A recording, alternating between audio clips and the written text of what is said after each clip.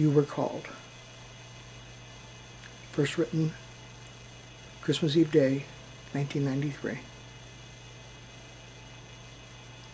It was cold that day, the day that Jesus was born. It had been a long day for Mary and Joseph.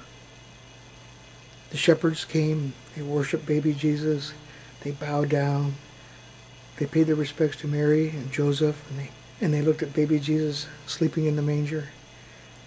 They left, they went back to their flocks. The wise men, they had traveled long distances to see the Christ child. They brought precious gifts. They sat them down by Mary and Joseph, and they looked at baby Jesus sleeping in the manger. He seemed like he kind of glowed. He was so beautiful. They left because they had to find a place to sleep themselves. It's been a long day. Slowly, Mary and Joseph drifted off to sleep.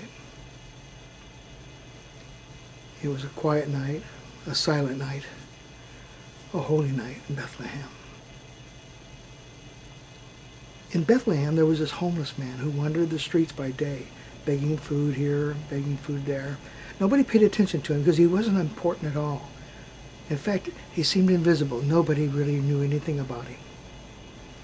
At night, he would slip into the stable at the inn, and he would sleep in the straw with the animals. This night was no different. He went to the stable, he went inside, and he stopped. There was Mary and Joseph, and a little baby sleeping in the manger.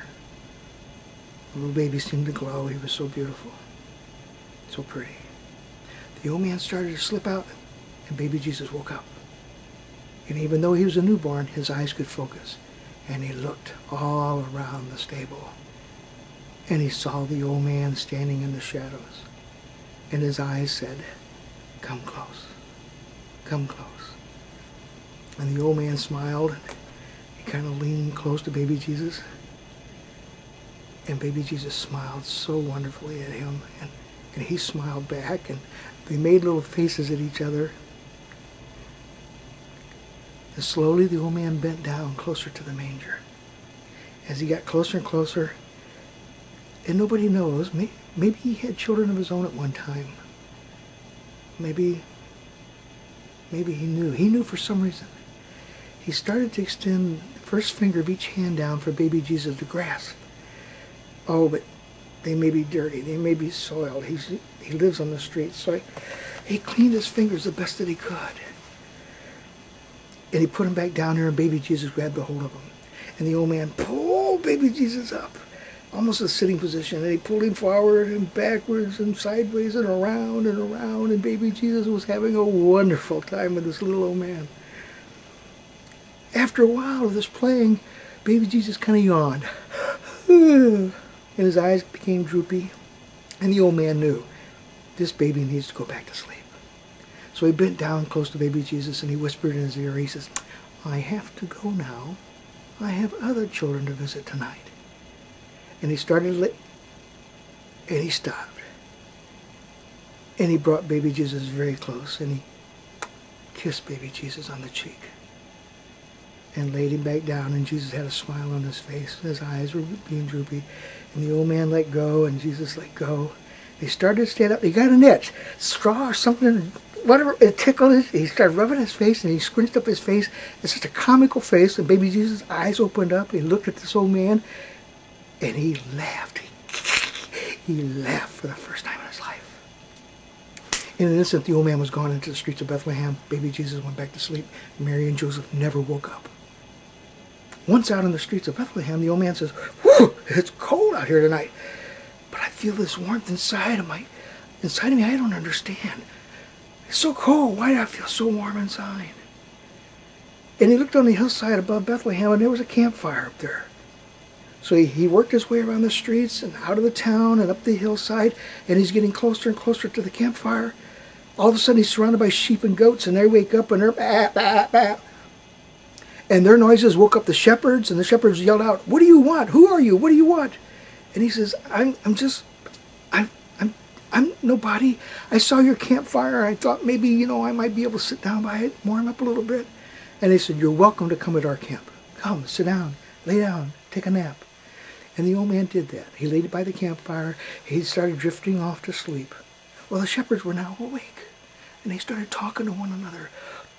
about the angels, about coming to Bethlehem, seeing the Christ child, the newborn Son of God, the newborn King. And the old man heard this.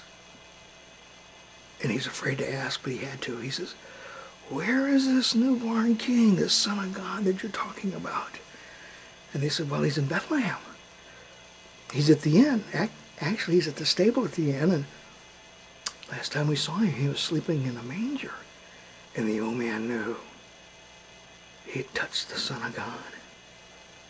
He had kissed the Son of God, and God would punish him. He jumped up from the campfire. He ran from Bethlehem. He ran from the shepherds. He ran from the campfire. He ran into the darkness. He's an old man. He's not strong at all. He's tripping. He's falling. He's getting his hands and his knees, and he's crying, and he's screaming out, God, I would have never touched your son. I would never, oh, please, God, I would never have kissed your son. If I had known he was your son, please forgive me. And then he heard this gentle voice. And it said, don't be afraid. Mary and Joseph gave birth to and will raise my son as their own, because they were called. The shepherds came and worshipped my son. They bowed down and worshipped my son because they were called. The wise men brought precious gifts from faraway lands to my son because they were called. And all the while, my son slept. When he awoke, to bring him peace, joy, happiness, comfort, love, and even laughter on his first day on earth, you, my friend, were called.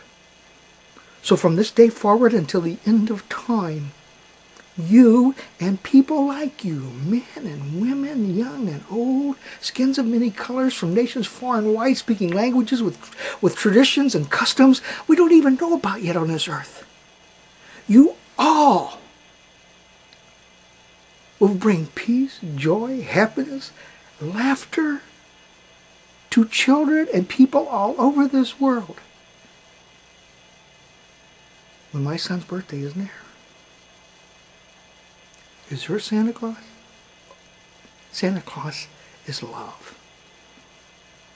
Yes, there is Santa Claus. And they're all over the world. And you know who you are, don't you?